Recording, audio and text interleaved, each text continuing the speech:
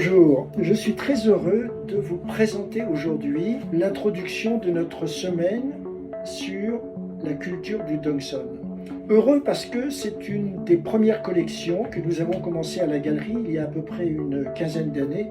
Et je dirais bien heureusement, car nous avions eu l'opportunité d'acheter des collections importantes à cette époque. Et aujourd'hui, ces pièces du Dongson sont vraiment introuvables, tout simplement parce que le Dongson, c'est le Vietnam du Nord, et maintenant, depuis un certain nombre d'années, ce sont les Vietnamiens qui s'intéressent à cette culture, qui est absolument emblématique du Vietnam, puisque cette culture commence environ moins 600 ans avant Jésus-Christ, pour perdurer ensuite sous une forme différente, avec l'invasion du Vietnam par la Chine, où, en fait, du point de vue artistique et au niveau de ces bronzes, puisqu'on parle essentiellement du bronze de la culture de Dongson, on va avoir en fait un mélange très réussi de l'influence chinoise, tout en faisant perdurer cette culture du Dongson et ces objets tout à fait caractéristiques du Vietnam.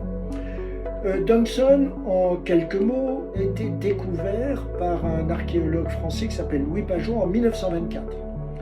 Et d'ailleurs sur le site de Dongson, ce qui explique que l'on parle de cette culture au nom éponyme.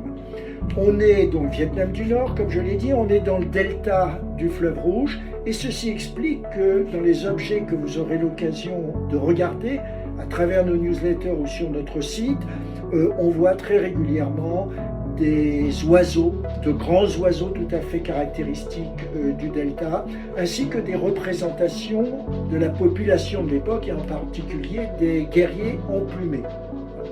Alors tous ces objets que nous présentons sont en bronze. Nous les avons examinés attentivement, nous avons fait des radiographies de chacun d'eux, dans certains cas des analyses d'alliage, donc ce qui permet en fait d'en assurer toute la qualité et surtout l'intégrité. Donc, ce que l'on peut encore dire sur cette culture du Dongson, c'est qu'elle surtout, et ça c'est un point vraiment très important, elle s'est étendue de manière très significative à travers l'Asie du Sud-Est. Donc vraiment ça explique que ce n'était pas simplement une culture purement locale.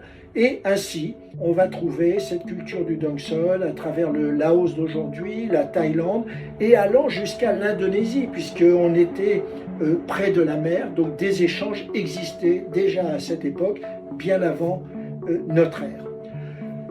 Dernier point à mentionner, vous verrez dans ce que nous présenterons à la fois des pièces qui sont rarissimes et à la fois des pièces qui permettent de se faire plaisir pour des budgets extrêmement raisonnables, comme je pense à des bracelets par exemple. Voilà. Mais écoutez, je vous souhaite d'apprécier toutes ces pièces de la culture du Dongson et qu'elles vous apporteront beaucoup de plaisir, que ce soit dans la lecture ou que ce soit pour des acquisitions. Merci.